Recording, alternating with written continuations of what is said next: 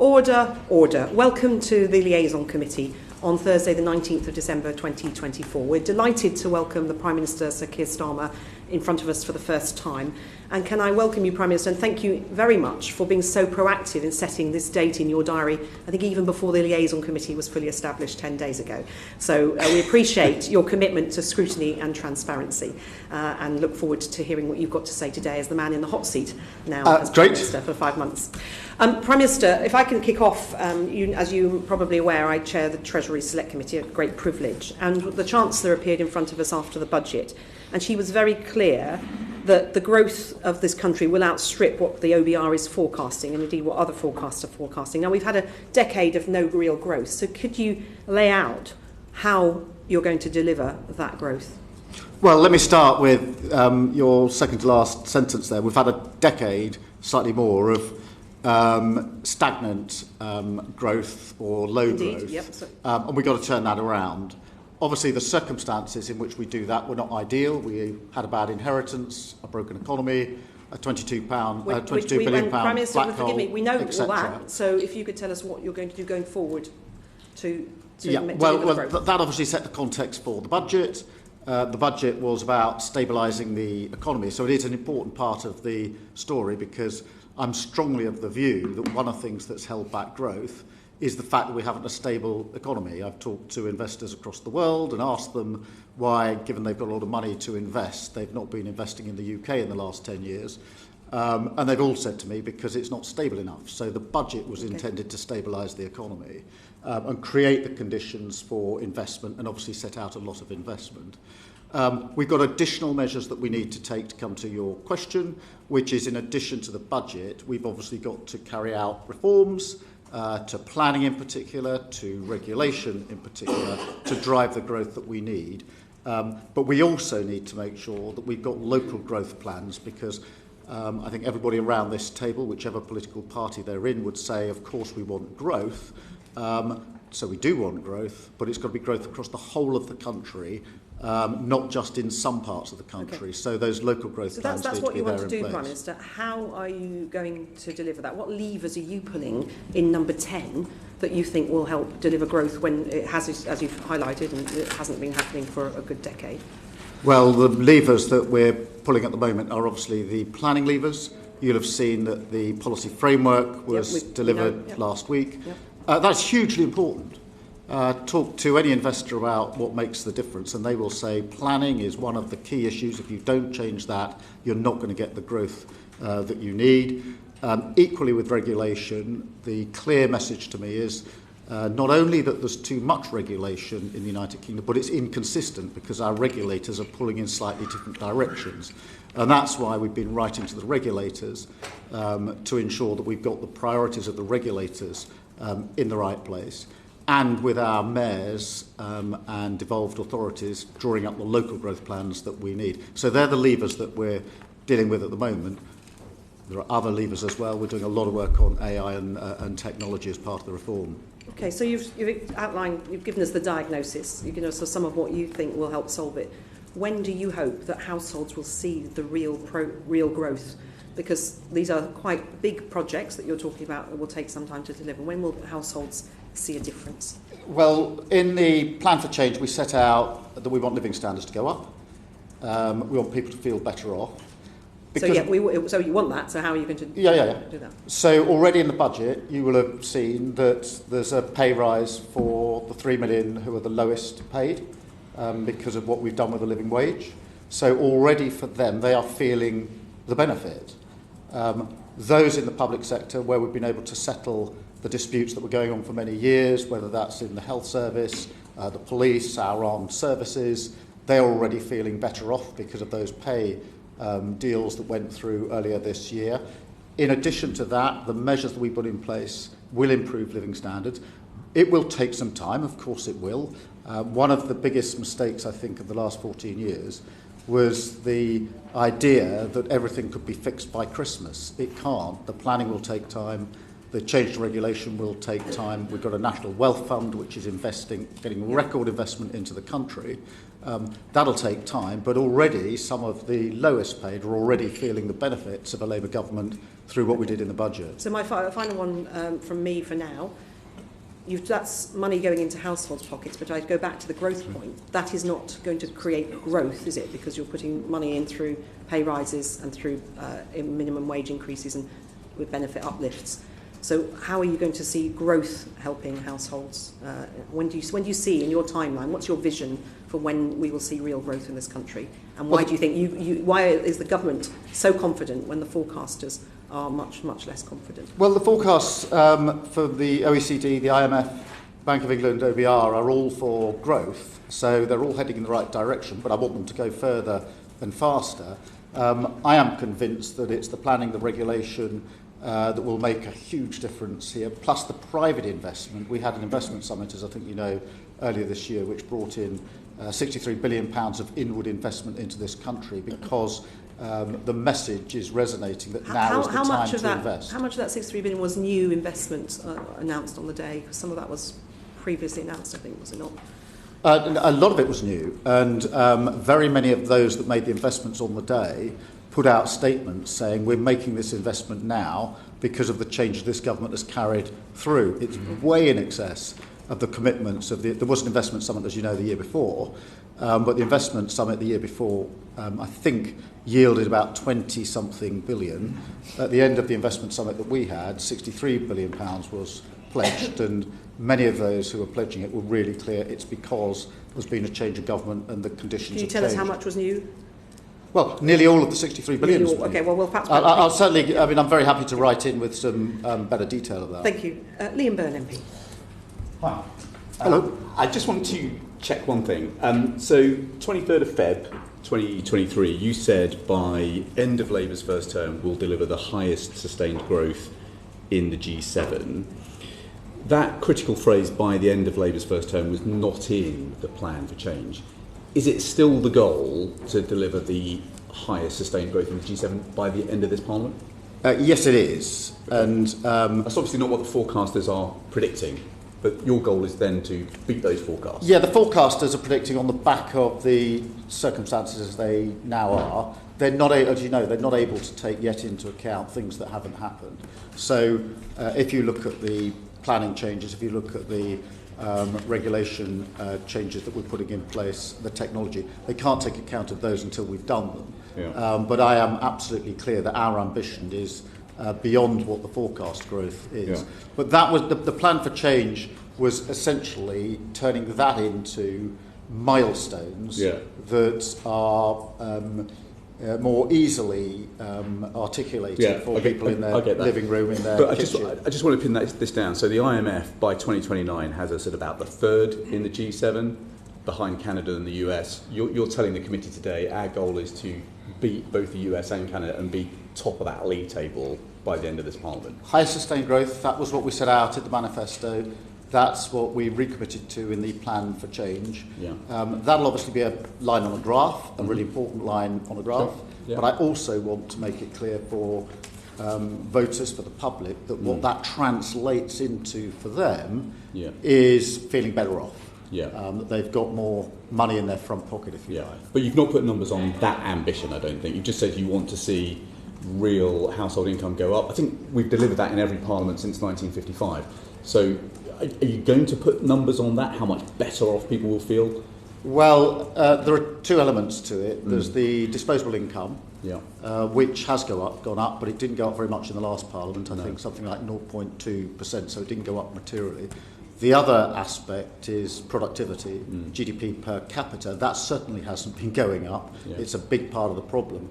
We want to put the two together in our measure and drive both of them up. So that has not been achieved in previous parliaments, and therefore it's a very ambitious thing to go for. That's why we've set it out.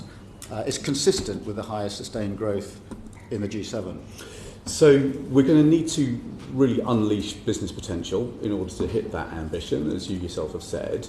And my committee's been talking to hundreds of businesses over the last month. What they say to me really clearly is that the combined impact of the national insurance contribution rise, plus the employment rights bill, plus the national minimum wage, are all going to mean that they are cutting investment, cutting workforce, and cutting wages next year. I mean, in retrospect, was it the world's best idea to put all three of those things together and land it next year? And is there now a way to assuage some of that pain? Well, the first thing I'd say is this.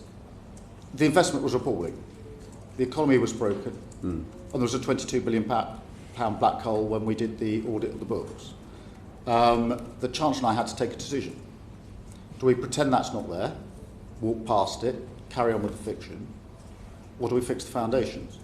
I felt very strongly we should fix the foundations and do the difficult stuff first. We then obviously had to look at where are we going to get the money to fill the black hole, put the investment in that we need. The Chancellor and I felt very strongly that working people have been hit really hard in their pockets over the last few years, one of the worst cost of living crises we've had for a very, very long time. And that therefore we took the decision that we wouldn't hit them in the pay packet. And so there would be no more income tax, national insurance or VAT for working But we're landing three big changes at the same time. I think that's what's causing the howls of pain. Yep. So then obviously that leaves you very few places to go for tax rises. Nobody wants tax rises. We didn't want to impose this tax rise. I didn't want to inherit the circumstances we inherited, but we did. And I felt it was better for us to fix the foundations in this budget in one go, so we did. So far as the impact on business is concerned, obviously we've alleviated that with support for small businesses in particular, and creating the conditions for growth which will be good for all businesses. But the political landscape was pretty bleak and we had to put the investment in. And that has allowed us to invest in, amongst other things, the health service, which of course will help us get back people into work. We've got a lot of people out of work on long-term sick. I think what business is really asking for now is a plan for growth, and they're struggling to see that. I appreciate the long-term virtues of the investment plan that the Chancellor has set out. The challenge is that it's all quite long-term, and in the long term we're all dead, and actually what is needed for the business community is help to grow now. Yeah, I mean, what they've said to us, because the small business, in particular, business community are really hugely important to this. We've been talking to them a lot. What they've said to us, small businesses in particular, is late payments are causing us a huge amount of problems. Therefore, we've put in place a strategy to deal with late payments. Getting loans out of banks is a real problem, so we've got that within our strategy, 250 million. Growth hubs where they can work with other businesses in their locality, so that's in our strategy. And then other work on management, innovation and exports is where they want, this reflects back to them, if you like, the support that they said they needed. And so that strategy is all there. And it's been very broadly welcomed. Thanks, Jeff. Thank you. Caroline Diamond. Prime Minister, you say the landscape's bleak, but it hasn't been for our worldly and creative industries. They've been growing at twice the rate of the rest of the economy, and I know that they're a very key part of your government's growth story, and yet AI companies have scraped the internet of books, of films, of music, all created by others without permission. It's effectively the largest heist of copyright in the world's history. And yet you've released a consultation which effectively gives big tech an exemption from the law, haven't you? Why? Firstly, you're right to say there's a lot of optimism in the in the art and creative sector, and rightly so. We punch well above our weight in the world. AI is going to be, on the one hand, in my view, transformative for the better in art and culture and across industry and government and the delivery of public services. I think it's going to be a huge change over not 10 years but 5. Obviously, when it comes to the creatives, there is an issue over things like copyright, as you know. I think you were looking at this in your committee, and getting the balance right between the potential of AI and the protection of copyright. So we've actually just put a consultation out on this as to whether individuals should opt out or opt in. We think the proposal we're consulting on is the right proposal, but obviously it's out to consultation. But and we'll consider the consultation at the end of that exercise. The starting point, Prime Minister, of your consultation is a carve-out for AI developers to be able to use content without permission or payment unless creators essentially opt out and then essentially opt back in to their own copyright. It's in, out, in, out. It's like the hokey-cokey of policy making. And you talk about the optimism in the creative industries. At the moment, all I'm hearing universally across the creative industries is fear about this. So how are you going to balance the opportunities of AI that you talk about while addressing these fears? Well, we think that is the right balance, but there are different views. I accept that, and that's why it's out for consultation, so we can take that into account as we go through the consultation. You know, there is a huge potential for AI. And obviously at the same time we've got to protect issues like copyright, so that's the balance we're trying to get right. We think we've got it in about the right place, but rather than just plough on with it, we're obviously doing consultation and we'll carefully consider the responses to that consultation. But the starting point isn't right. It's very much a starting point that's very heavily skewed towards the tech industry. You're proposing to take rights away and force creatives to opt back in to their own copyright. It's a bit like saying a burglar can nick all your stuff, and then that's all fine as long as you've got a sign up saying that's not okay. No, I don't see it like that. I think it's a question of how you get the balance right. There are some advocates of opt-in, some advocates of opt-out. We've put a proposal on the table, and we're consulting on it, and obviously when that consultation is over, we'll have a look at the responses that we've got. Okay, so yesterday the Minister for Creative Industries told the House that the government's proposals were untested anywhere in the world and that we'll only progress them if there's a solution that meets all of the government's aims. So are you saying that once this consultation's over, if there's a solution that works for tech industries but not for the creative industries, you won't go ahead? Well, no, we want to get the balance right, and there will always be disparate voices here. It's very unlikely we're going to get everybody saying the same thing and agreeing on the same proposition. We're at the cutting edge of AI. We're one of the leading countries in the world. We're in the top 3. We're in a massively advantageous position, and we should take advantage of that, in my view. We need to get the balance right, but we'll go through the consultation. At the end of the consultation, will there still be different views? Of course there will be, and arguments as to where the balance should be. But we put our proposal on the table. We're consulting about it and we'll consider the responses. But effectively, what you're doing is gambling a world-class British success story. You know, the creative industries are worth £125 billion to our economy. They fly our flag around the world, and you're gambling them in favour of companies who are already so rich that your own Secretary of State said we need to treat them like nation states. Why should these overseas tech giants effectively get a free subsidy on the back of British creators? I don't think they should. I think we need to get the balance right. But I also think that we have a huge opportunity. We are one of the top 3 in the world in AI at the very point where AI is going to be transformative. And that puts us in a really good position against our competitors around the world.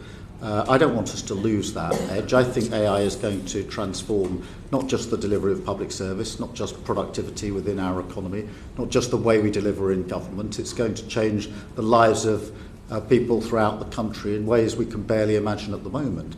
And I want us to take advantage of that.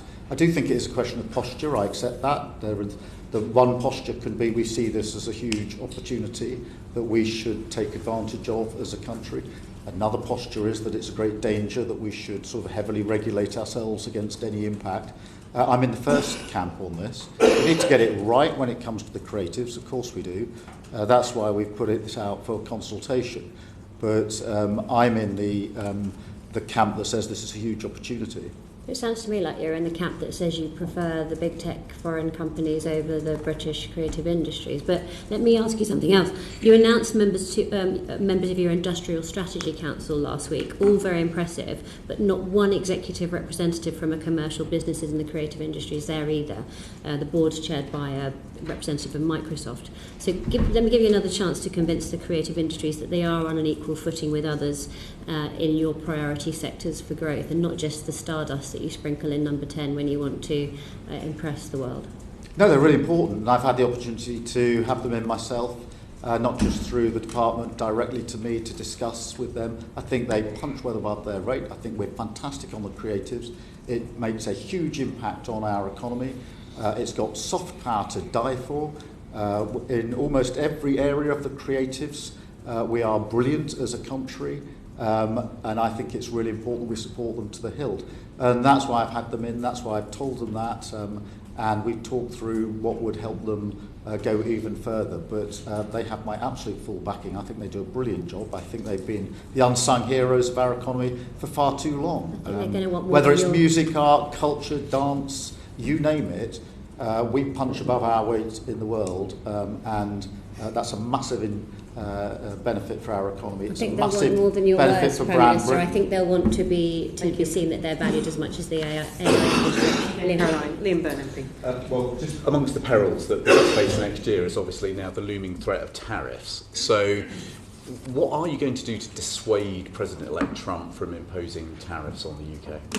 Well, I'm not going to speculate as to what he is going to do. It won't come as any surprise to you that I'm not a fan of tariffs, and therefore we have to make sure that we avoid tariffs. We've got very good trade with the US, as we've got very good trade with other countries around the world. I want to improve on that, and as you will know, I had a meeting with President Trump in September in New York. I've had a number of Did you phone discuss calls this? Since, and including one yesterday. I won't go into the details of what we discussed, but am I alive to the danger of tariffs? Yes, of course. I'm against tariffs, but I'm not going to speculate as to what the incoming president might do. You are committed to introducing or negotiating an SPS, a closer veterinary deal with the EU. That would probably rule out a grand bargain free trade deal with the United States, because we couldn't include something on agriculture in such a bargain. How are you going to put the two deals together, with Europe on the one hand and the United States on the other? Well, I think that we can pursue both. I don't accept the argument that you've got to either be with the US or be with the EU. That isn't how it works at the moment with our current trade. We do want a closer relationship with the EU on security, on defence, on energy, and yes, on trade. And I've set out how we want to reset on a number of occasions. At the same time, I want to improve our trading relationships with the US. Is that going to be easy? Of course it's not. Do I think we can make progress? Yes, I do. And that's among the reasons that I'm making sure we've got a good relationship with the incoming president, and that the relationship between our two countries remains as strong in the future as it has been in the past. Thank you very much. Florence Esheloni, MP. Thank you, Chair. Good afternoon, Prime Minister. We are in a housing crisis, and so I'd be grateful if you could explain to the committee why you took the decision to freeze the local housing allowance rate this year. Well, we are in housing crisis, you're absolutely right. The way out of that crisis is actually to ensure that we've got a sufficient number of homes, roofs over people's heads in all the areas that are needed, which is one of the major drivers of the housing crisis that we're in. And that's why we've been clear in our ambition to build homes, 1.5 million homes over the period of this Parliament, and within that to make sure that there's a significant number of affordable homes. So that's, I completely accept the definition of a housing crisis. We need to make sure that we have the wherewithal to get out of that crisis. Just on that, you've talked about homes. In less than a week, most of us in this room will be able to spend Christmas with our loved ones in a warm, safe home. But yet 160,000 children are going to wake up on Christmas Day in temporary accommodation. And there was a feature on the BBC News last night, in News at 10, which showed the reality of people paying thousands of pounds for temporary accommodation, which was frankly overflown with sewage. This is the reality people are facing, Prime Minister. And most of them are only in this situation because they lost the safety net of the LHA freeze. And the ONS data yesterday showed that average rent rises is going up by 9.3% in the private rented sector. Prime Minister, do you really understand the impact of freezing and making this decision? Yes, and can I just take out, I mean, the numbers you quote to me on homelessness or temporary accommodation are appalling. That is what we've inherited, and you will have seen that just in the last week or two, the Deputy Prime Minister's set out the further money we're putting into dealing with homelessness and temporary accommodation, and the money that she's putting into local councils, and the initiatives that we are supporting. The Mayor of Manchester, for example, has been bearing down on homelessness, as you know, and we want to build on that around the country, and that's why we put that money aside. But yeah, it's a terrible inheritance. But it's record numbers. Yeah, and but it's Prime Minister, shocking. do you understand that the additional funding to address homelessness is effectively redundant if you're not dealing with the root cause of why people have been forced into temporary accommodation, including freezing the LHA allowance? Well, we've got to put the money in to support them in the homelessness and the temporary accommodation, and that is what we're doing. And these figures have been very high for a long time. We've inherited them, and we need to turn them around. We are very grateful and we welcome the government's ambition in terms of new homes, but these figures that you've quoted, that 1.5 million, they have to be deliverable. You may be aware, Prime Minister, that new dwellings dropped this year, and the number of planning permissions, again, the number of planning permissions granted also fell by 15%. So earlier on you talked about planning reform, you talked about regulation, additional powers for councils. This is only part of the jigsaw in building that. There is a big lag across the supply chain. We don't have the raw materials, we don't have the skilled workforce. So in light of this, and coming back to your ambition and the government's ambition, do you think you're going to hit this 1.5 million target over the course of this Parliament? Yes, that's why I set it out. I accept it's difficult, I accept it's stretching, but it's hugely important. A home is a base camp for the aspirations and opportunities of all individuals and all families, a safe and secure roof over their head. Amongst the reasons, you're quite right about the numbers this year of houses that haven't been built because the targets were put up and then they were taken down. We've put the targets back up and made them mandatory. We've been really clear that this has to be locally led, so that it's for those within the locality to decide how they're going to comply with the targets, and if they can do so, then all well and good, no need for any intervention from government. If they can't, then we will intervene and push forward. We've been really clear that if it's a brownfield site, then it's a yes by default on planning. That's something that hasn't been there before. And we're also equally clear that we'll make use of the grey belt where it's necessary to do so. That's disused car parks, petrol stations, etc. But we intend to, and the planning reforms, obviously you'll have seen the consultation ended and the framework was issued just a few days ago. These are all the ingredients, in my view, that have been missing and why we haven't been building homes. 1.5 million is ambitious. It hasn't been done for decades. It's desperately needed. You know, and I also know we've got to punch through this because everybody says to me, government needs priorities. Of course it does. As soon as we put priorities up, then everyone says, well, what have you left out? It's unachievable. I don't accept that. I think this is an achievable target, difficult though it is, and we're determined to achieve it. And again, we commend that, we welcome that, but do you think it's right then that the government haven't set targets in terms of how many homes they'll deliver a year? They haven't set out what tenure those homes will be, but yet you're asking local councils to report back on their targets. Another thing that's coming up, which we've looked at in our committee, is the fact that the skill force and the sector are not able to cope with helping the government build that. Again, coming back to my question, do you really think you can hit that target? Yes, I do. And just on the targets, the the way in which we've done it is to say, here's the mandatory target for each area. We want each area to decide for itself how it's going to meet those targets. What's the mix that they want? Where do they want it? It needs to be locally driven. And so at the first instance, we want that to be the way in which it gets delivered. But what we're not going to tolerate is where that doesn't happen and there isn't a plan put forward to meet the targets, that we're going to leave it as nothing happens. And at that point, the government will intervene. So that's why we're not, as it were, saying in each and every area, you must have this number of houses on that point there, because we don't want to do it in that way. We want it to be local plans. But we're being equally clear that if we don't get the local plans that meet the targets, then yes, there will be levers that we will pull centrally to make sure that that housing is delivered.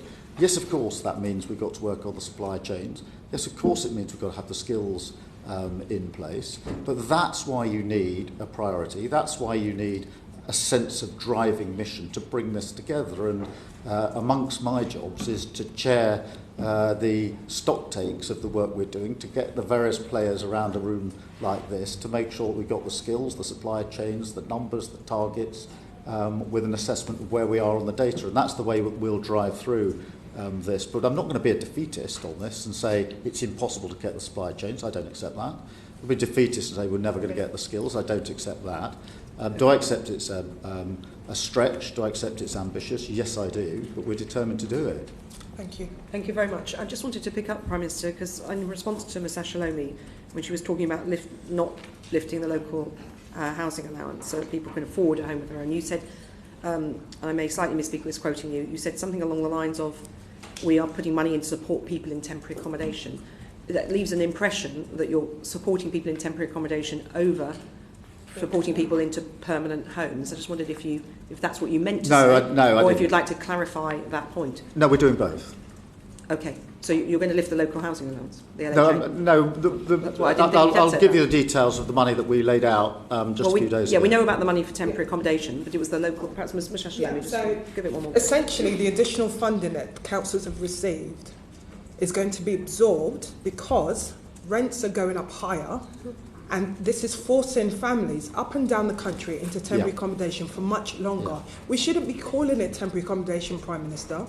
People are there for 14, 15 years. Prime Minister. Yeah, I absolutely understand that. And that is because, or amongst the reasons for that, and the drivers for that, are because the average age for owning your own home now is over 35 years old. And so many people... So these are people who will never own their own home, that people have to rent because they can't afford to. Hear me out on the rents have gone through the roof. Yeah.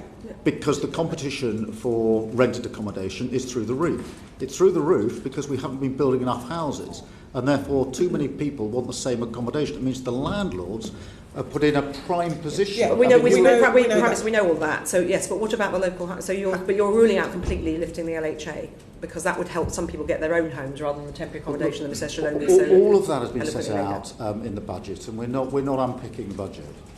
Okay, thank you very much. Toby Perkins, MP. Thank you very much, Chair. Prime Minister, you've been clear that you will back the builders, not the blockers. We know who the builders are, I think. So who are the blockers?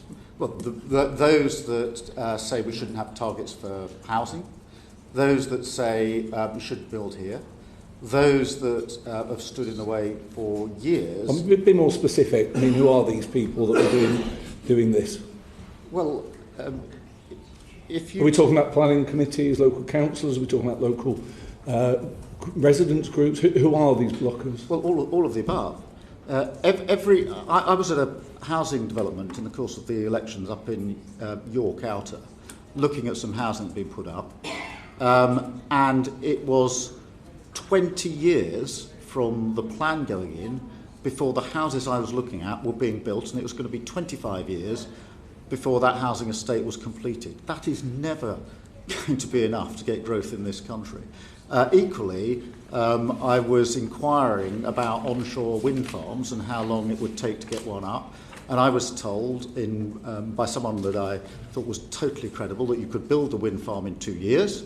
I said, good, because we want clean power by 2030. He then said, well, we won't have that because it'll take 13 years before we get power. I said, well, talk me through that. He said, I'll lose 5 years to planning because somebody will object and I'll be in court for 5 years. I said, well, that needs fixing, but that only gets me to 7 years. I said, what about the other 6 years that takes you to 13? He said, well, the grid that needs to connect me won't begin to crawl towards me until I've got power coming out of my wind power, and then it's going to take 6 years for the grid to get to me. So 13 years for a 2-year project. That's the blockers. And it's no wonder that we're not going to get anywhere unless we get that out of the way. The other example, just that edged on my brain, Scunthorpe Steel. I went up to the steelworks at Scunthorpe. They've got an electric arc furnace they think will be ready by 2029.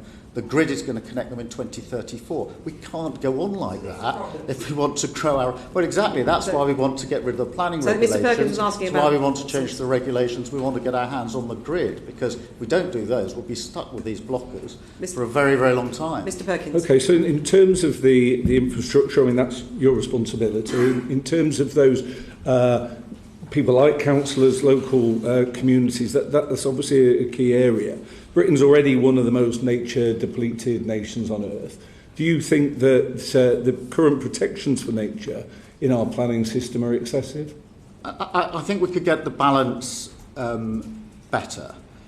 I do think we should obviously take measures to protect our environment, to protect nature. Of course I do. But I think that we could do it differently. And so one of the proposals, as you know, that we're working on is the question of whether that balance should be struck on each and every application and project, one by one, case by case, or whether it could better be lifted so that you could look at the balance over a wider area, which I think would make a lot more sense. So the question there would be who pays for that. If it's not the developer, we currently have biodiversity net gain, so on a case-by-case basis they have to replace the nature that they build over. If it's not them, who pays? I think the developer should pay into a fund that could be used to get that balance right. So I'm not saying they should be exempted from paying in. What I am saying is if you do it on a case-by-case basis, you can get quite a lot of results which slow things down, don't seem on the face of it to make a lot of sense. So that doesn't mean that we shouldn't protect nature and the environment. Okay, but well, I think on that, the National Planning Policy Framework lists 3 objectives: economic, social and environmental. Is it the case that order is not accidental, that you see that it being the priorities for you, economic, then social, then environmental, or are they 3 sort of equally important issues? I think they're equally important, but I do think that for far too long we've had projects held up for problems that, whether it's, there are plenty of examples of newts and bats, you name it, or environmental issues, where if we'd looked at it in a slightly more strategic way, I think we could have got through the problem more quickly and more easily. It's not to downgrade the importance of the environment or nature, but I do think we can look at it differerly. Yeah, I mean, I think anyone listening to your speeches will hear a lot more on the growth than they'll hear on the nature protection. You mentioned there, as you've mentioned previously, about bat tunnels. We have the Deputy Prime Minister saying newts are getting in the way of people. What do you think planning officers who are looking at applications, what's the message you want them to hear from this government in terms of nature? Well, it's important, but we want to build, we want to grow. If there's one inhibitor of our country over the last 14 years, it's been the failure of growth, and we intend to turn that around. And we can't turn it around without changing things. What I've done in years in opposition is ask myself, why have we had low growth in this country for 14 years? And I've walked through, I don't know how many examples with people who know what they're talking about. Having then worked out what's wrong, I intend to put it right. And therefore, yes, we put the emphasis on growth and on the economy. We've been through the worst cost of living crisis since I don't know when. And we were elected in to change that.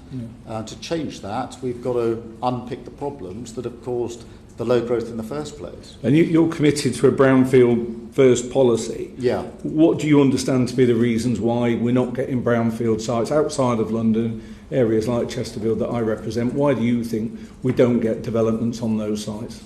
Because one, the targets were taken down by the last government, and therefore there was no driving through. Secondly, there's a lot of buying up of land and waiting until it's worth more money and therefore not developed. Are you doing anything about that?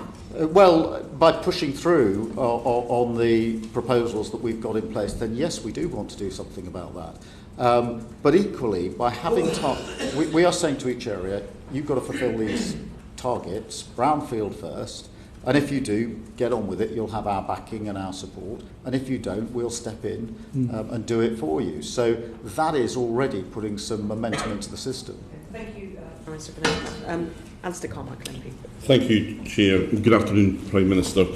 As Mr Byrne said earlier, in the long run we're all dead, so that tees me up rather nicely for a few questions about inheritance tax, and in particular the changes to agricultural property relief and business property relief announced by the Chancellor in the budget. Prime Minister, who were the targets for these changes? Was it the super rich sheltering wealth? Was it the family farmers, or was it both?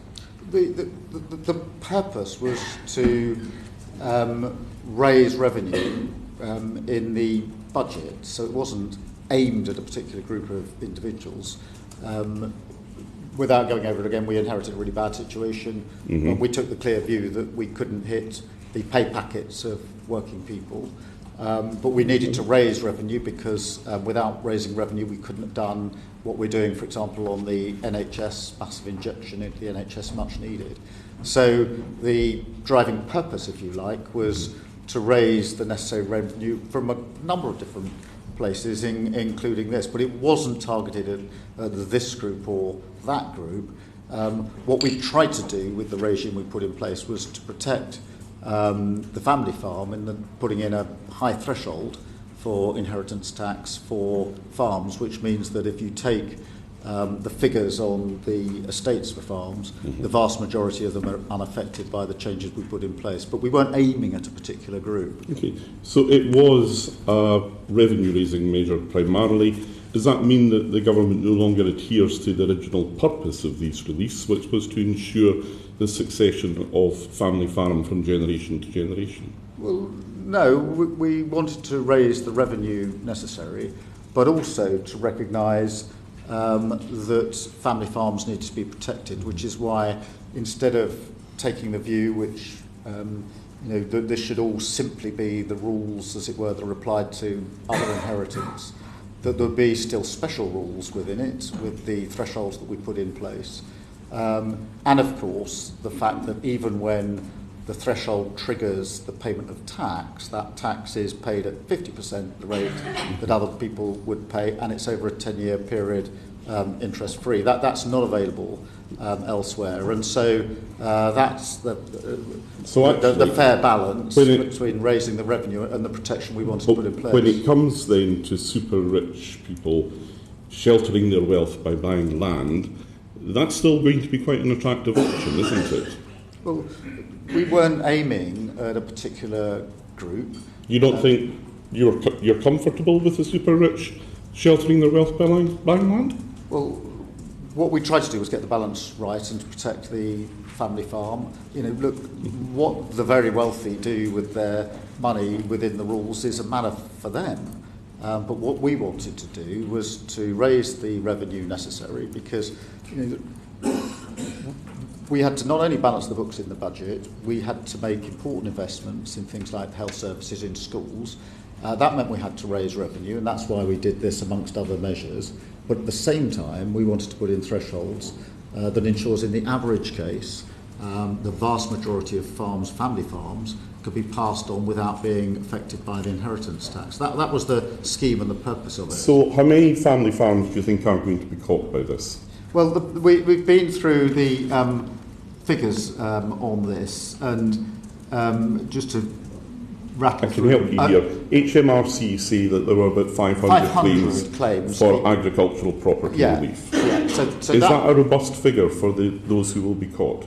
That is a robust figure. It's published by the Treasury, certified by the OBR. Currently, as I think you know, 73% of APR claims are less than £1 million, and 40% of APR goes to the 7% wealthiest claimants, and therefore I'm confident that this gets the balance right between raising the revenue that we needed to, but also protecting most of the estates. The changes apply not just to agricultural property relief, they also apply to business property relief, do they not? Yes. Now, in practice, the figure that you've given us, 500 estates there, does not include estates where the land would have been passed on using business property relief, does it? Well, I think that it does. I'll certainly go away. No, I can assure you that it doesn't. Well, the figure of 73% of APR claims are less than £1 million is a figure both from the Treasury and certified by the OBR. And I'm confident As in those that who figure. have had agricultural property relief. You can certainly come back to it. Yeah. If you are satisfied, Prime Minister, that 500 figure is not as robust as it may appear, and a lot of people have changed their mind on that in recent weeks, would you persuade the Chancellor to meet with the farming unions, because she has refused to do that thus far? Well, I met, as you probably know, with the NFU president just a few weeks ago. Met actually previously on a number of occasions with his predecessor, and there's no issue with meeting. Of course, there isn't. Well, but for the Chancellor of the Exchequer? Well, that'll be a matter for her, but there's no in principle. I mean, I myself met the president of the NFU, and I think that. Well, Is it an example that you will be encouraging the Chancellor to follow? Well, look, the Chancellor will manage her own diary, but I mean, I took the view. Well, I mean, we're laughing here, but, you know, we had one witness giving evidence to the Select Committee who, when talking about the impact on his farming business, broke down. Yep. So there are a lot of people who don't find this funny. How does it make you feel to hear that witnesses were breaking down before my Select Committee? Well, of course, nobody's comfortable with that, but that is why I took the decision to have a meeting with the president of the NFU, to invite him in for a meeting with me, not with a great fanfare, but just for a private meeting, so that I could hear for myself first-hand from him as to the points that he wanted to make, understandably. With a view to making changes? I'm sorry? With a view to making changes? Well, no, we've got the policy. We've set out the policy, and I was clear about that. But did I want to hear what he had to say in a respectful way? Yes, of course I did. Thank you very much, Mr. Carmichael. Debbie Abrahams, MP. Good afternoon, Prime Minister. I want to move on to the Get Britain Working White Paper. You'll be aware that over 2 million disabled people who want to work and a disability employment gap of nearly 30%. What are you doing to help more businesses recruit disabled people into work, and also to make sure they retain their experienced workers should they become disabled? Well, firstly, thank you for raising this, because I don't think we talk about this enough. The Employment Rights Bill that we're putting in place puts in place extra protection. In the work that we want to do to get people back into work, there are, as you probably know, 2.8 million people or so who are on long-term sick. Slightly different from people, the point that I'm making, which is about disabled people. So people on long-term sick won't necessarily be included in that particular figure. So on the 2 million, and it's a fairly static figure, what can we do to sort of change the attitudes and the willingness of employers to recruit disabled people? Well, we should do everything that we can, because it's very important that we have a proper ability for people, disabled people, to be at work, to work in the way that they want, and we should support employers and support them to make sure that happens. Thank you. Moving on then, thinking about the third of disabled people who are living in poverty because of the extra costs that they face.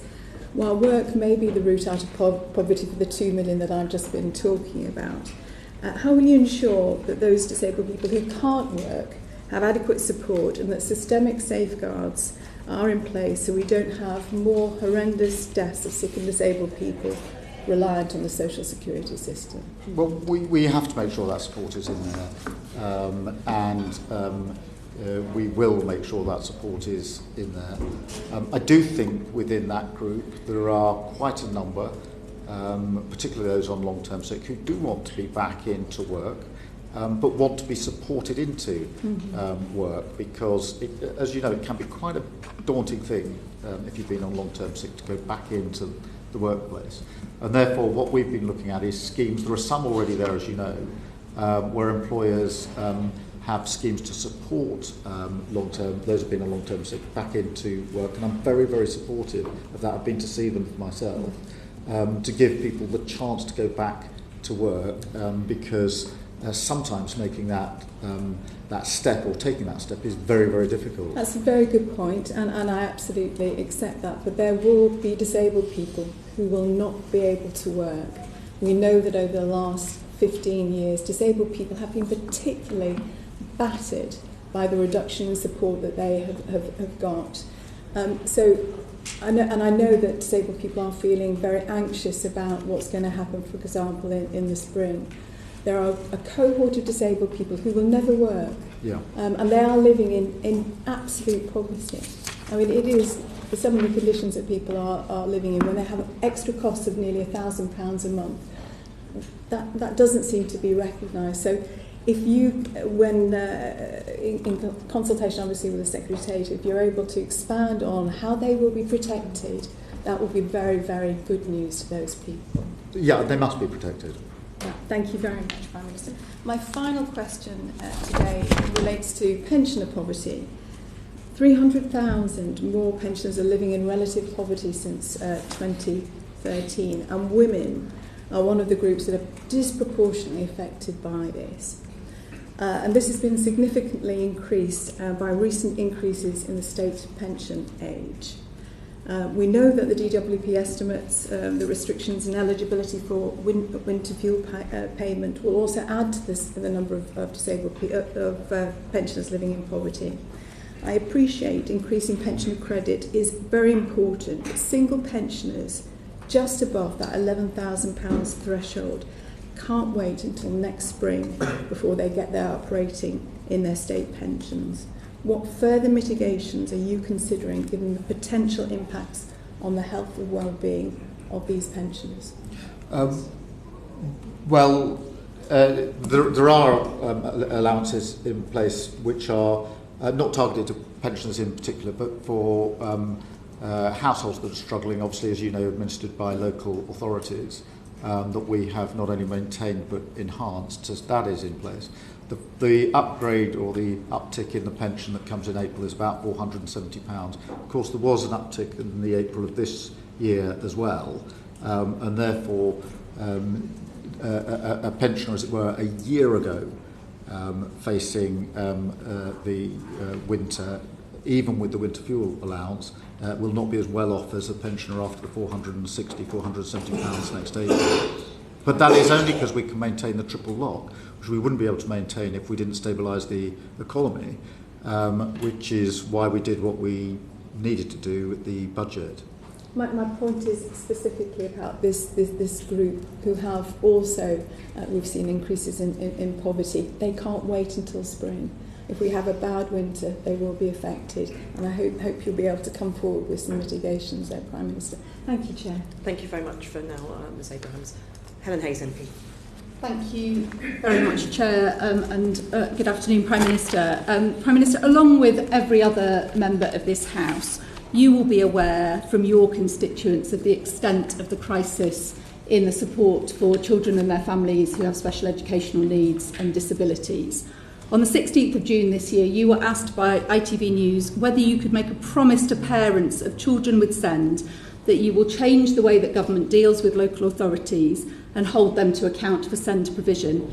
And you said, yes, I can make that promise. When do you expect that children with SEND and their families will be able to access the support they need without having to go to the tribunal to fight for it? Well, I mean, firstly, thank you for raising this. This is, I think, the issue that's been raised, Prime Minister's questions with me, more than any other issue from all sides of the House. So the inheritance on SEND is a system that was neglected to the point of complete crisis. What we've therefore done, to come to your question, is allocated more money in the first instance in the budget for special educational needs so that we're able to put better provision in now. But also, alongside that, I think we've got to reform. We've got to have a much earlier intervention system in place, and we need to make sure that this is predominantly mainstream. And they are longer-term changes, but my own strong belief is that even with the extra funding, which is desperately needed, if we don't change the way special education is provided, that we'll never be able to plug the gap and fix the problem that you've described. So yes, more money in through the budget, but also early intervention and making sure the provision is available in mainstream schools is the reform and the change that I think we need to bring about and as urgently as possible. So the money in the budget this year is very, very welcome. I think there was relief across the sector about that. It is the £1 billion that was allocated is just a third of the current in-year deficit for SEND. So it is a helpful amount of money. It is not a transformative amount of money. What local authorities are most concerned about is this question of the statutory override, which, as you all know, is an accounting fudge which allows SEND-related deficits to be kept off their books. It comes to an end in March 2026. Local authorities will be, in just a few weeks' time, setting their budget for the coming financial year. And it seems to them that the DFE, the Department for Housing, Communities and Local Government, and the Treasury are talking to each other about how that will be dealt with, but nobody is talking to local authorities. Can you say when local authorities will have certainty about what happens at the end of the statutory override? Yeah, the Deputy Prime Minister is talking to local authorities about this. I'll obviously follow up with her as a result of your questions here this afternoon. But that commitment on special educational needs is absolutely clear and has to be joined up within government because it's intolerable. Yes, that extra investment, that extra money needed to put in. I accept that no amount of extra money on its own is going to provide the better provision in my view. It's also got to come with the reforms that we are working on and we've set out. That is joined up within government. I know that the Deputy Prime Minister is all over this. It matters hugely to her. I will just double down and make sure, you know, having raised it, that all the relevant conversations are taking place. And this is an existential issue for local authorities. If there isn't a solution to the statutory override, the government will see an avalanche of local authorities issuing Section 114 notices. So it couldn't be more important. And I do know from what I hear from those working in the SEND sector in local government that local authorities are absolutely anxious to understand what the government's approach to this issue of their debt will be. No, I know they're anxious about it. It's a huge financial burden on local authorities. It's causing problems all over the country in all sorts of constituencies and with all sorts of authorities, and that's why we've taken the measures that we have. We'll obviously talk to them further, but I'm acutely aware of the Section 114 problem and the pressures that they're under, and that this is a major driver of that particular problem. I'd like to turn finally, if I may, Prime Minister, to the question of early years education and childcare. So we know that the early years provide a unique opportunity to close the disadvantage gap for the most disadvantaged children, to set them up for an education that so that they can make the most of education for the rest of their lives. The government inherited a childcare strategy from the previous government, the rollout of a expanded hours offer, which is almost exclusively aimed at targeting working families. There is evidence that in doing so, there is a risk that provision will be reduced for the poorest children who stand to benefit the most from high-quality early years provision. Are you concerned, Prime Minister, that the government's early years education and childcare strategy is at odds with the work of the Child Poverty Task Force? Well, the Child Poverty Task Force is obviously doing its work at the moment and will issue its report in the spring of next year, and so we want to bring these things together. I completely accept what you put to me, that what happens in the years 0 to 4 to 5 of a child's life are more impactful than at any other point in that child's life, and therefore we have to put the support in there. Childcare is part of that, but one of the reasons that we set as a milestone in our plan for change, making sure that children arriving in reception were ready to learn, was precisely because those years are so important. At the moment, as you know, children arriving in reception have very varying abilities, some able to get on very quickly and be ready to learn. I think what Ms Hayes is saying is that without the right solution, that milestone may not be met. Is that what Ms Hayes? I think there might need to be a change to the delivery of the childcare strategy in order to achieve the government's goal of ensuring that more children are ready to start I think that's school? one strand of it, and we want to push on as far as we can, but everything's got to be done within the fiscal framework that we've got, and therefore we have to balance this across the piece. But I accept the proposition you're putting to me. I know that the milestone is going to be difficult to meet, but just as with housing and waiting lists and living standards, I'm absolutely determined that we're going to meet it, because it's a bit like Sure Start under the last Labour government. It made such a material difference. This is, if you like, our equivalent, which is to make sure that by the time children are arriving at school, reception, they are ready to learn in a way that they frankly aren't. So, Prime Minister, could we just ask that you take away what Ms Hayes has raised and look into that specific technical issue that she's raised particularly? Yes, of course. Thank you. Sir Geoffrey Clifton-Brown. Yes, good afternoon, Prime Minister. The Public Accounts Committee exists to scrutinise public expenditure across government to get the biggest bang for the taxpayer's pound. One of the ways you could save billions is to improve public sector productivity. I've got three discrete questions to ask around that. The first is adoption of new technology. Fairly simple things like improving digital record keeping, investing in legacy computer services. The last government put 3.2 billion into the health service. And the third area in technology is to adopt new technology like AI much quicker than it's doing at the moment. Yeah. How are you going to improve that? Well, we have to improve across the board on AI and technology and delivery. And I think that's in relation to the services that are delivered as the end product, but also the way that we do government.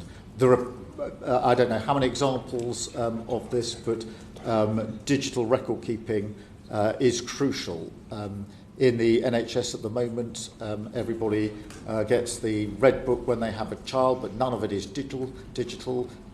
We have to resubmit all of the information that we give every time we go to a different hospital. We have to change the outlook. There's lots of examples. So the second area is... There are lots of examples. I've got the... When I arrived in the Crown Prosecution Service, everything was done on paper, every single case. And I said, we need a digital file, because it's ridiculous that we're carting these papers, usually in the back of a van, from court to court. Yep. So the doing bit is the hard bit, which is driving it through government to make sure that we can bring that about. Everybody will agree you need more technology. Very few can deliver it, and it's the delivery bit that I'm focused on. It needs you as Prime Minister to drive that. The second area is procurement. Yeah. A lot of government procurement, particularly large public sector project, is woeful. Just to take AI at the moment, the government is very slow at procuring, and it hasn't begun to adopt AI at the speed it needs to because it's moving so quickly. AI, things like defence, our procurement budget was £16.9 billion overspent. We've had a woeful hearing on HS2 this morning. The experts have no idea how much it's going to cost. Some people think it's going to be double the present estimate of 44 billion. They have no idea when it's going to come into operation. Some people thought it was going to come into operation at 2037. Really, we have to find a way of improving these big public sector improvement projects, because at the moment there's a reputational risk for the UK in doing them. I couldn't agree more. Whether it's in defence is an example, but it's not the only example of where we absolutely need to improve procurement. There are plenty of other departments where we need to. HS2 is a case study of the last government on how to mishandle a major project. Over budget, over time, cut back, and almost a textbook example of what the last government got wrong when it came to big infrastructure projects. That doesn't mean we should abandon infrastructure projects, but it does mean we've got to do them differently and we've got to do them better, so I couldn't agree with you more. So, Prime Minister, there's been dither and delay for the last 6 months, not much has happened on HS2. Moving on to the third area where you could save billions in improvement of public sector productivity is in skills. Skills in the civil service.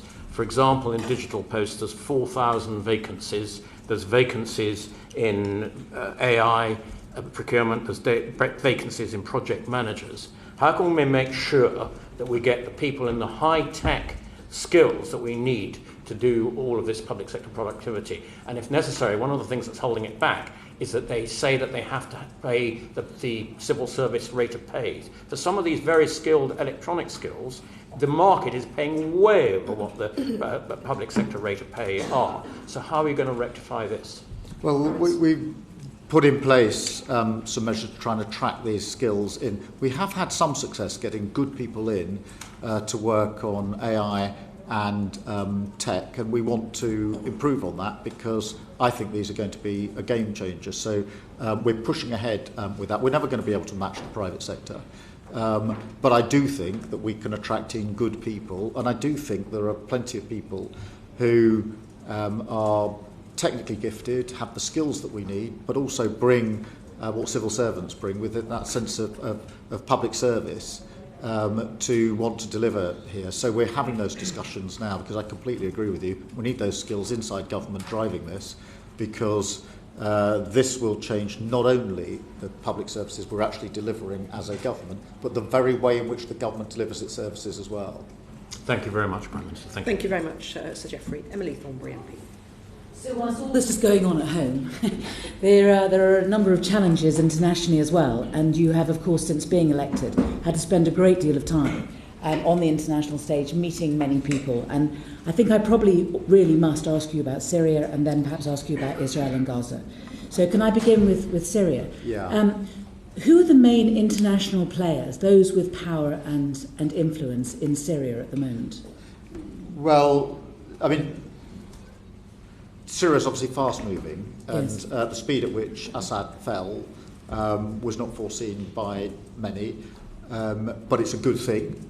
But we mustn't make the mistake of thinking that what comes next is necessarily going to be different and better, because we've made that mistake before, in my view. We are talking to regional leaders. I was out in the region just last week. Which regional leaders? Sorry to interrupt. Well, last week I was UAE and Saudi, but other regional leaders that we've been talking to, but also global leaders as to how we collectively ensure that what comes next is better. Obviously, that also includes talking to some of those on the ground. I won't go into the details of that, but you'll understand that those conversations need to be had to ensure that if it's possible, we have a regime that complies with international law, that protects the rights of civilians and minorities, and that this can be a genuine and real and turning women, point Prime for Minister. Syria. And women. Of course. And women. Of course, yeah. Do you agree with President Trump that that it's all about Turkey in Syria at the moment? The role of Turkey is clearly important, and have been part of our discussions. But this is a fast-moving, complicated situation. So Yes. I personally wouldn't say it's all about one thing or another. There are lots Yes. of moving parts here. But is Turkey an important part of all of this? Yeah, absolutely. I mean, we seem to have in the north, we've got Turkish-backed forces fighting US-backed forces in northern Syria. We've got in southern Syria the Israelis taking chunks out of the south. I mean, how can the United Kingdom ensure that those that do have some power and influence in the region are actually using it to develop a Syrian government that is properly inclusive in the way that you've described? Well, I think by working with others, with a clear set of principles in terms of what we're trying to achieve, and working in appropriate, necessary ways with the incoming regime, such as it is at the moment. Okay. But that's the approach. But we need to have those principles. What is it we're trying to achieve here? Because the picture you paint is one that I am concerned about. Yes. But it is a very fragmented picture. It could head off into 4 or 5 different sort of areas of conflict or re-conflict, and our job is to try and make sure that doesn't happen. Exactly. Can I perhaps, in the time I have, ask you about Israel and Gaza? Yeah. Now, obviously, the whole world hopes that we will get a ceasefire in Gaza by the end of the year. The question has to be, I think, that if that does happen, what role will the UK play in what comes next? How will we use our considerable influence in the region and our convening power to make sure that what comes next is a Palestinian nation that comes out of the rubble?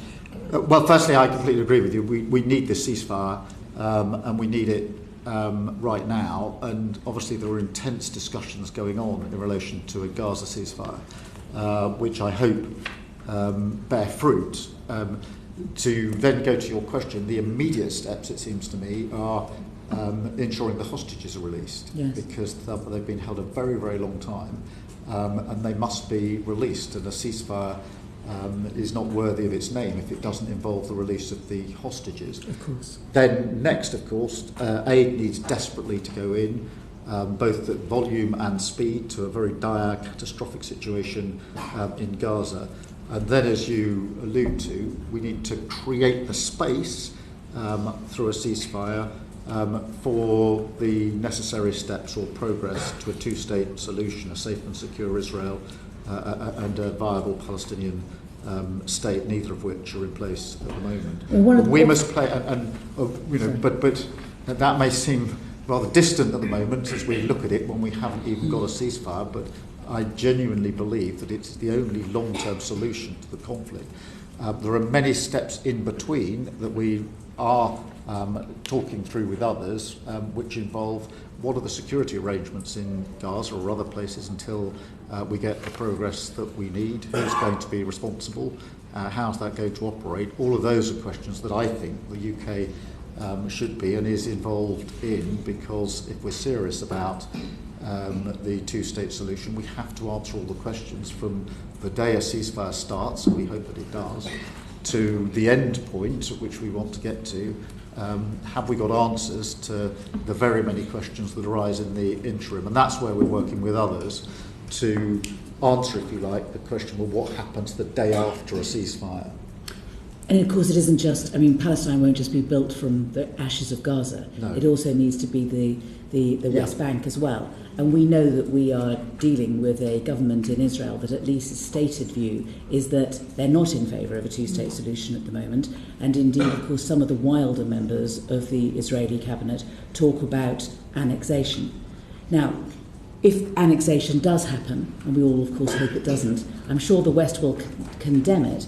But is there a plan B further than condemnation if the West Bank is annexed? Well, look, I'm very worried about the West Bank, and thanks for raising it, because I think necessarily there's a lot of focus on Gaza and obviously Lebanon recently as well. But the West Bank, there's not only the unlawfulness of the situation on the ground, but also terrible settler violence going on that needs to be dealt with.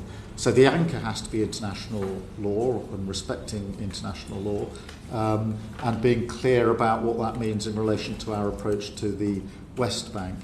These are difficult questions, but I strongly believe that we should anchor it in international law, and in relation to the West Bank, the position is therefore clear and settled as far as I'm concerned. Thank you very much, Ms. Thornbury. Thank you, Chair. Prime Minister, thank you very much for your dedication to duty and your service to our nation. And in terms of our defence and national security, what is the one thing that keeps you awake at night? Well, I'm not kept awake by our defence and security. I'm actually assured by defence and security because we have first-class personnel here and across the world, working with allies. We're playing a leading part in NATO, and part of what I've been trying to do in the last 5 or 6 months is to make sure that we can be clear to the world that the UK is back wanting to play a leading part in the safety and security of across the globe. And wherever I've encountered our service personnel, they're doing a first-rate job, usually in very, very difficult circumstances. Okay. Well, look, just last week, the Secretary-General of NATO noted that the current security situation is the worst within his lifetime, as he sees it, and that now is the time for members to shift to what he called a wartime mindset. He said that whilst we are not at war, we certainly aren't at peace, given the grey zone attacks and the increasing nature of those. So do you agree with that assessment, and is there an understanding within Whitehall about that threat? Look, we're living in a more volatile world than we have for many, many years. I think that's absolutely clear. In a number of different places around the world, we have conflict that is escalating, not de-escalating. And we have to match that, and that is why we have doubled down in our support for NATO. It's why we constantly talk to our allies, and always ensuring that we're better prepared. Sometimes that's to do with pure capability, and obviously there's a lot of discussion about exact percentage that's spent on defence. I think it's equally about how we coordinate and collaborate with our partners to best effect, and they're some of the daily discussions that I've been having, including earlier this week, where I was in Norway talking about our joint operations in the high north that are vital to our safety and security, and then down in Estonia on the absolute front lines as far as Russia is concerned. We know about those visits and much needed. In that context, you recently said that Europe needs to do much more when it comes to defence spending, and I certainly agree with that estimation. Russia is spending approximately 7 to 8% of its GDP at the very least. A third of their state budget is going towards defence, and the NATO Secretary General has asked that NATO members should be committing to 3%. The likes of Poland are at above 4%. You've got defence experts and MOD officials reportedly recommending 3.6%. So when are we going to get to 2.5%? Well, we've made that commitment to 2.5%, and we'll set out a path to that in due course. As you know, there's a strategic review going on. At the moment, I think you've had possibly 2 of the reviewers before your committee, yes, and that's due to report in the early part of next year. But we will set that path out to 2.5%. But the problem, Prime Minister, is that I don't think that we can afford to prevaricate. I mean, there's a huge anomaly here, as I also mentioned to the Secretary of State for Defence. And by the way, I have a huge amount of respect for him, and I believe he gets it. But it's without waiting for a strategic defence review publication, the government has already committed, just this week, billions of pounds to invest in service accommodation, and rightly so.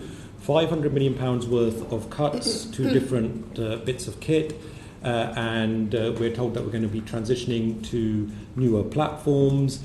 The government has committed to a new military strategic headquarters, recruited a national armaments director, and I could carry on. All of that was without waiting for the publication of the SDR. So why are we just holding back? You know, where's the blocker? Is it Treasury officials that are the blocker? No. Firstly, on the question of decommissioning kit that's well past its natural life is an obvious and right thing to do. The frigate I was on just earlier this week was in its 33rd year when it was intended to last for 18 years. We shouldn't be proud of that. We need to decommission and move on to better and newer kit and equipment for our service personnel.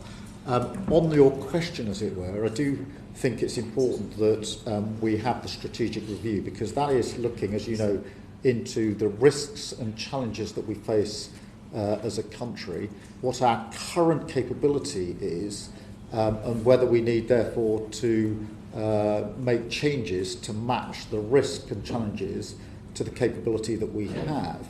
And therefore, what I'm reluctant to do is to commit large sums of money to the budget unless and until we know the outcome of that strategic review, because this money needs to be spent well, and it will only be spent well if it's spent at the end of that exercise. I've already rattled off a whole load of examples about how the MOD has not waited, and the government has not waited for the publication of the SDR. And certainly autocracies and our international adversaries, they are not going to wait for either economic stability or prosperity. We have to consider, surely, that the cost of peace, that deterring a war is certainly less costly than fighting one. So why are we prevaricating? Why are we not setting out a clear timetable so that our allies know where we stand, our defence community, our industrial base knows exactly where we stand? Well, firstly, we are spending 2.3% at the moment, as you know. Within that, it's obvious some of that cost is fixed. So if we take the nuclear deterrent, we have a long-term commitment, quite rightly, to the nuclear deterrent. And so within quite a bit of that budget, we know that the money is fixed, it will be there, we will continue with that. Of course, when it comes to decommissioning out of equipment that's well past its sell-by date, it makes sense to do that as quickly as possible. But on the question of the path to 2.5, it is important, in my view, that the review is carried out first, because I want to be assured that we've got an approach which is fit for the risks and challenges that we face. What I want to do is to make a commitment to a strategy that is being revised at the moment by the people who came before your committee. So, to my mind, it makes sense to ensure that we are absolutely clear what is the capability we need, with a clear sight on the risks and challenges, commit to that, and the pathway then follows, in my view, from that, because that's the way to ensure that the money is well spent and that we get the right value for the investment that we are making and the right capability to face those threats. Thank you for that clarity. Dame Karen Bradley. Thank you, Prime Minister. Good afternoon.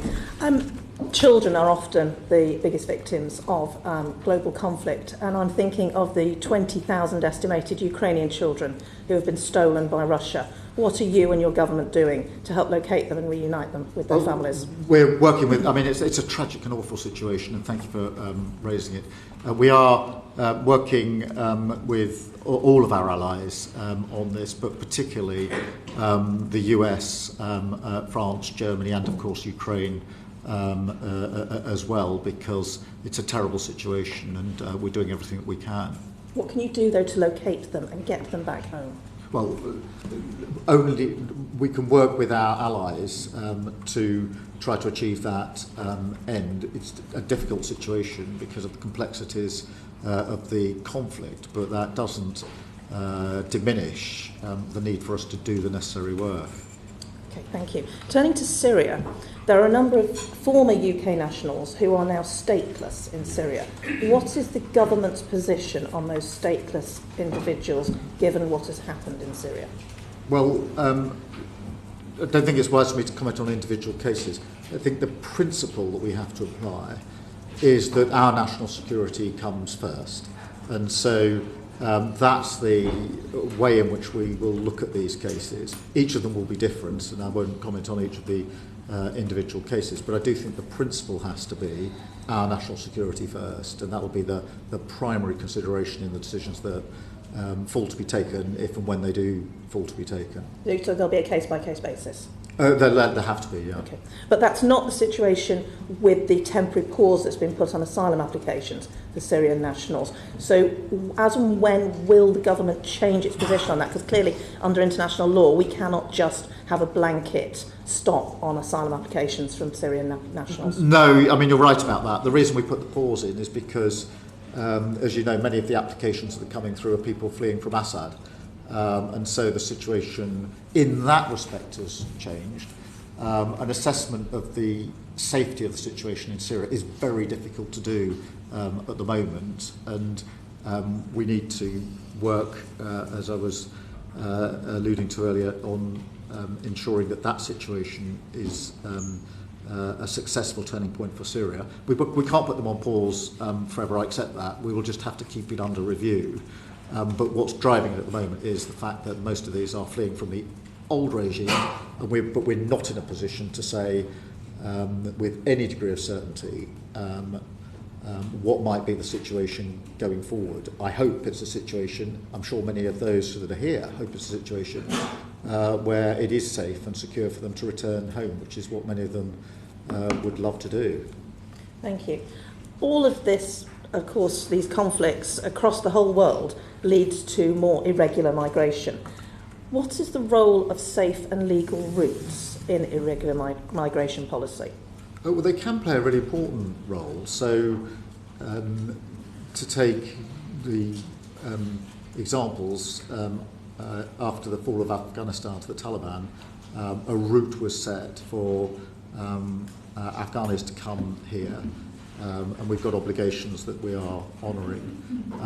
Another example would be Hong Kong, where there's a well-established route in place, and of course Ukraine. So where they work, and they work well, they do provide that safe route, although I have to say the constant attention is needed to the Afghan scheme, in my view. But you're talking about specifics, country-specific schemes. In opposition, you voted for more blanket safe and legal routes. Have you changed your view on that? No, I do think we need safe and legal routes from a particular country, but I also think that we should be taking measures necessary upstream to reduce the likelihood that people feel they have to flee in the first place. And I think it's very important that we do so. I think we'd all agree with that, but just to be clear, you're not now supportive of just more blanket safe and legal routes? No, and I've never been supportive of blank safe and legal routes, but I do believe that I believe in the Afghan scheme, I believe in the Hong Kong scheme, I believe in the Ukraine scheme. I think they're good examples of a safe and legal route for people fleeing awful circumstances where we've got an obligation. I very much welcome the agreements that you've been striking around the world to tackle migration, working with partner countries. There's clearly no silver bullet to dealing with irregular migration. Do you think there needs to be a deterrent? Yes, and I think that breaking up the gangs that are running the trade, putting people in our particular case in boats across the channel is a very effective deterrent. Equally, I think that being returned swiftly if you get here and you've no right to be here is a very effective deterrent. What I don't think is a deterrent is a gimmick that doesn't work, which is what I thought the Rwanda scheme was. And how are you communicating that deterrent around the world to those who may consider making these journeys? Oh, by the action that we're taking. You'll have seen there was a very high-profile arrest just a few weeks ago of a Turkish national who's obviously there'll be proceedings going on, so I'll be careful what I say, but it was a very significant arrest. In relation to the deal that we did with Germany, hugely significant, because as you know, a lot of the boats that are arriving on the north coast of France are coming through Germany. Some of them are in warehouses in Germany, and it personally has been frustrating for me. We couldn't get our hands on them. By striking that agreement with Germany, we now can enhance our law enforcement to disrupt in Germany before anybody gets those boats to the north coast of France. These are effective actions that deter those that are running this trade from the vile trade that they're in, and hugely important. Those boats were simply transiting up to the north coast and nobody was intercepting. But I accept and absolutely take that point, but how are you going to deter the young person who decides that their only hope is to travel, make a very dangerous crossing and try and get to the United Kingdom? Well, I think first we've got to work upstream in some of the countries of origin on the causes of fleeing, so whether it's conflict, whether it's poverty, whether it's climate, there are things that can be done. Then we need to break the chain that is available on payment of money for people to travel. Those that are running this vile trade are making a huge amount of money exploiting vulnerable people by taking a lot of money off them to put them into boats that are not seaworthy. If they were cars on our road, we wouldn't allow them to be in use, and yet somehow it's thought tolerable that people can even get into these boats. We've got to smash that. We absolutely have. I don't think any of us think it's tolerable. Don't worry, Prime Minister. No, but it's, I mean, you know, one of the reasons I have face-to-face meetings with my counterparts in countries like Germany and France and Italy is so that I can have at that level the necessary discussions to say if we can agree at our level that this needs to be done, then there's a better chance of the action further down. And, you know, that's, the German agreement is an example of that, because that's one of the conversations that I had. Thank you very much, Dame Karen. Prime Minister, just a couple of quick follow-ups, really, from what you've answered to colleagues. In response to Dame Karen, you were talking about safe and legal routes, and you mentioned Afghanistan. But we have also horrors around the world, like in Sudan. Do you have a hierarchy of countries where you want to see safe and legal routes, or, you know, what's your plan for countries where there are other challenges where people may need to flee?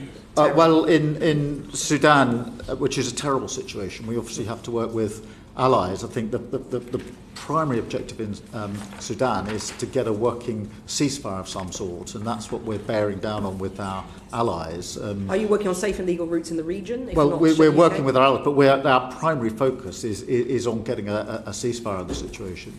Okay, so I'm just on the question of safe and legal routes. Do you have a decision-making process within government about which countries you will apply safe and legal routes to? Well, we talk to our allies about what's possible out of any conflict zone, but whether it's Sudan or anywhere else, the primary objective has to be the cessation of the hostility in the first place. Okay, and also on migration, we've heard from Florence Eshalomi, from Dame Caroline and Sir Geoffrey about the challenges of skills in the UK. Because construction, tech and digital and AI have come up today.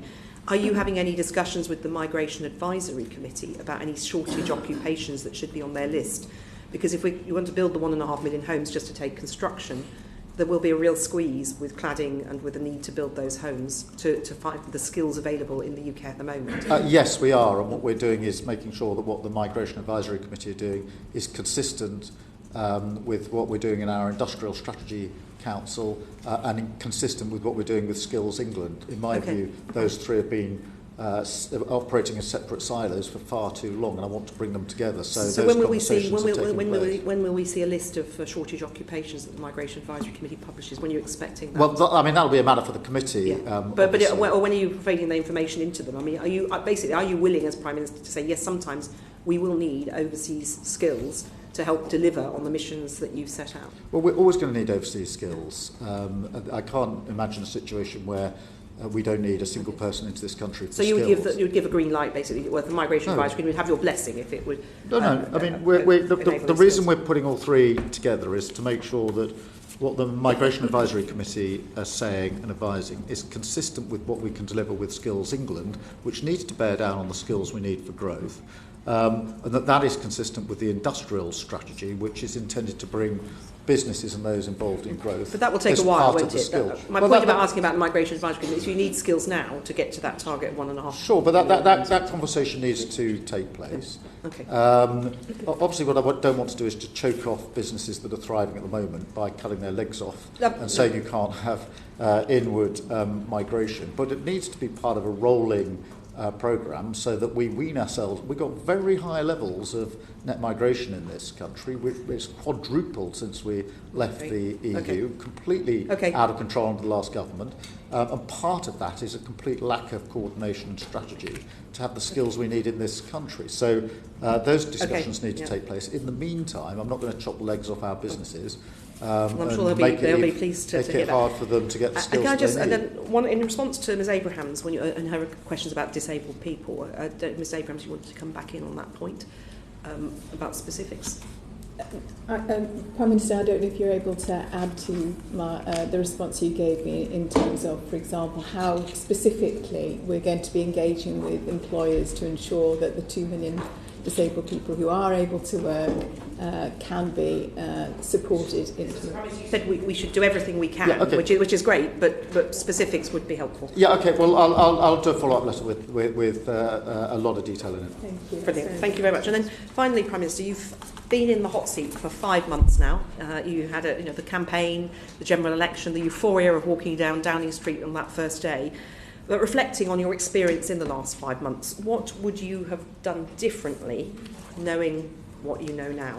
Well, firstly, I'd like to say that having been 9 years in politics, all bar the last 5 months in opposition, it is far better to be in a position of power to change lives for the better than it ever is in opposition. I came into politics late in life, having had a legal career, in order to change lives for the better. I then sat in opposition for 9 years, going around the division lobbies, losing the vote every night.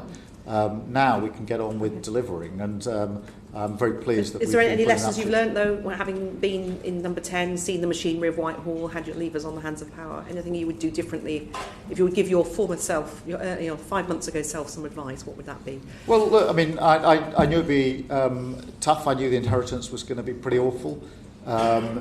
It's worse than I thought in every respect. There was £22 billion missing from the economy. The prisons were so overfull that when we had the disorder in the summer, I had to have I had to have the figures up in the corner of the room, in the Cobra room, as to how many prison places we had in every prison around the country, because we're at bursting point when we were trying to arrest people on the streets. We all know that because you've said that before. I'm just being. But is there anything that you would do differently if you were starting out now, knowing what you know? No, we had to do tough stuff. We're getting on with it, and I'm very pleased to be delivering from a position of power rather than going around the division lobbies losing every night. I've had too much of that. Well, thank you very much, and can I thank you very much, as I say, for being so proactive in coming in front of us, showing a commitment to transparency and scrutiny. And I wish you and your family a merry and peaceful Christmas. We do hope you're getting a break at some point, though I suppose with your international hat on, you're probably going to be continually busy over the Christmas period. But thank you very much indeed for your time. Well, let me thank the committee and wish you all a happy Christmas and a peaceful New Year, uninterrupted, I hope. Thank you. Thank you very much. Order.